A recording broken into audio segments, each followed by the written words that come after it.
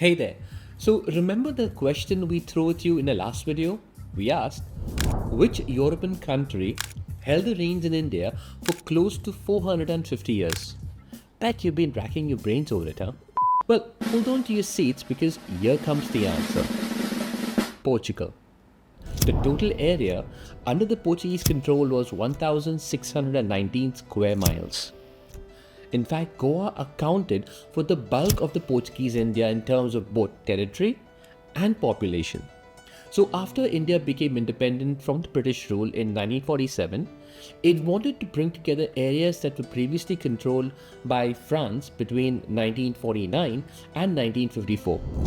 India also wanted to include territories that were once under the Portuguese control. However, this situation with the Portuguese territories was a bit different. Over many years, there have been a mixing of cultures because of marriages between different groups of people and the influence of the Roman Catholic Church, especially in Old Goa. In August 1961, India managed to take control of Dadra and Nagar Haveli.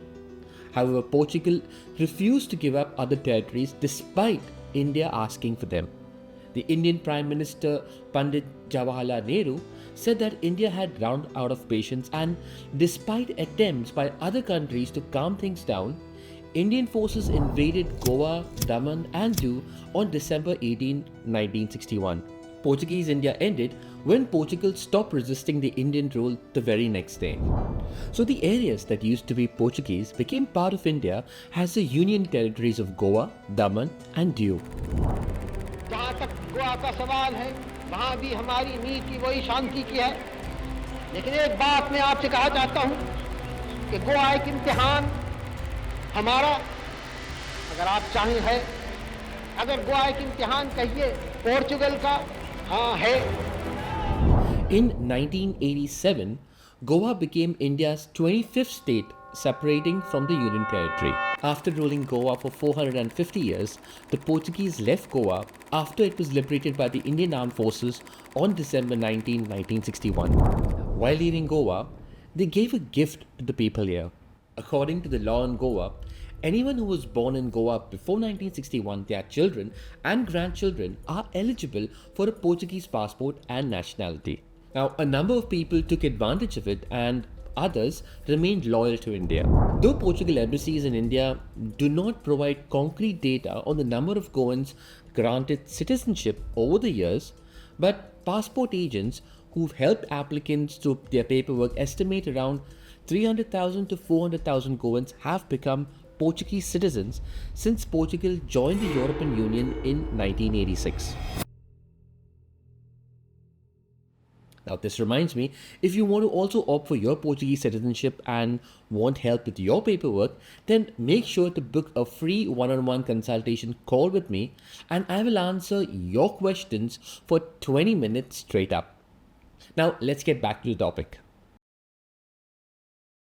Recently, thousands of Goans who have registered their births in Portugal to help their children and grandchildren to avail of a Portuguese citizenship were left on the edge after the government of India revoked the Indian passports of those who have registered their births in Portugal.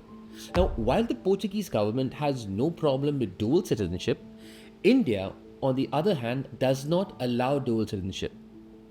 Consequently, India has been taking strict measures against individuals who fail to renounce their Indian citizenship within 3 years of acquiring a Portuguese citizenship. But the question is, why are Indian passports being revoked? Here are 3 main reasons. Number 1, not surrendering their Indian passport within 3 years of registering their birth in Portugal. Number 2, traveling with an Indian passport even though the birth is registered in Portugal.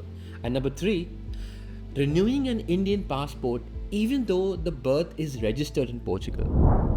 Now, under Portuguese law, those born in the colonies before liberation can get the country's citizenship, and this facility is available till the 3rd generation. In the case of Goa, all those born in the states before 1961 and their descendants are eligible for a Portuguese citizenship. Over the last few months, when a passport was revoked during the time of surrender, generally individuals were unable to apply for an OCI card. In such cases, officials may interpret this as concealing material information from the government, potentially leading to a revocation of citizenship. According to Section 10B of the Indian Passport Act of 1967, if the passport or travel document was obtained by suppression of material information or on the basis of wrong information provided by the holder of the passport or travel document or any other person on its behalf.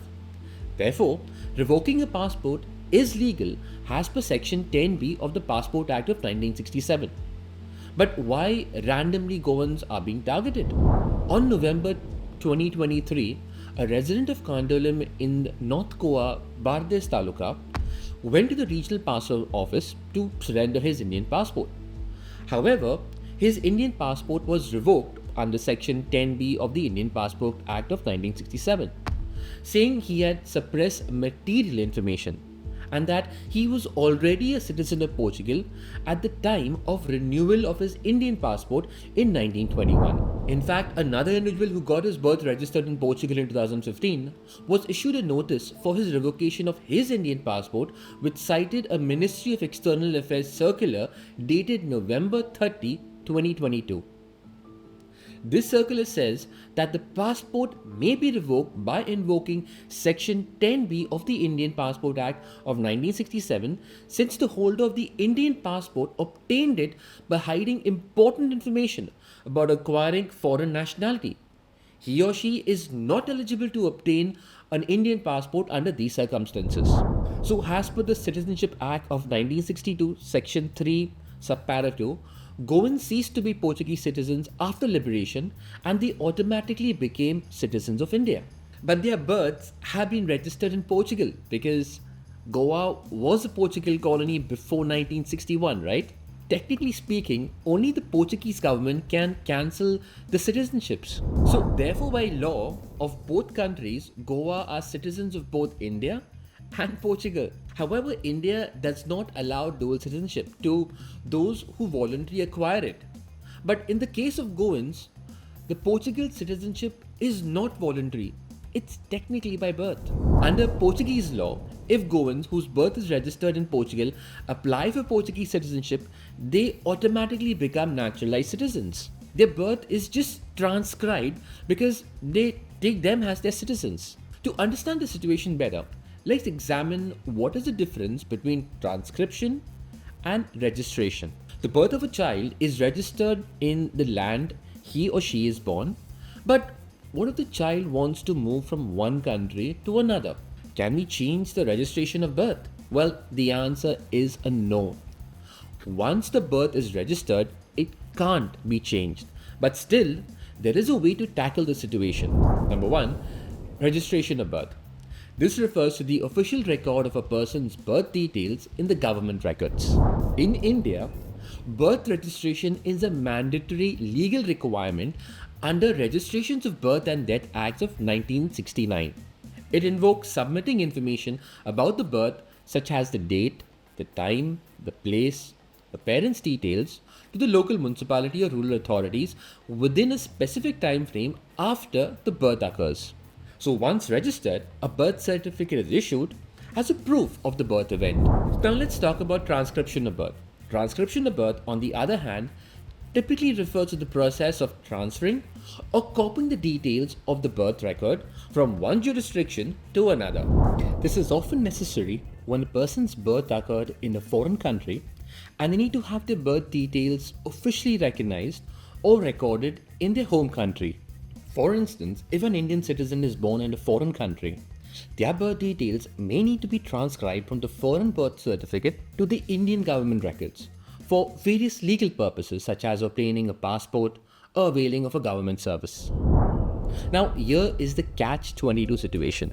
Now, another controversial loophole emerges in situations with individuals renewing their Indian citizenship. Though the individual may renounce their citizenship, for example Portugal, and complete all the required formalities to gain their citizenship of India, the fact of the matter still remains that the individual's birth remains registered in Portugal and is not cancelled.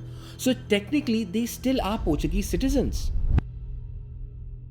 Please tell me in the comment section if you or your loved ones have faced this similar situation. For some of you might be wondering, what if you want to give up our Portugal citizenship and become citizens of India? Well, I've already covered this topic in my previous video. You can click on the link above for more information. Hey, and feel free to comment below if you have any questions regarding the Catch-22 situation. I love discussing this topic. Until then, I'll see you in the next video.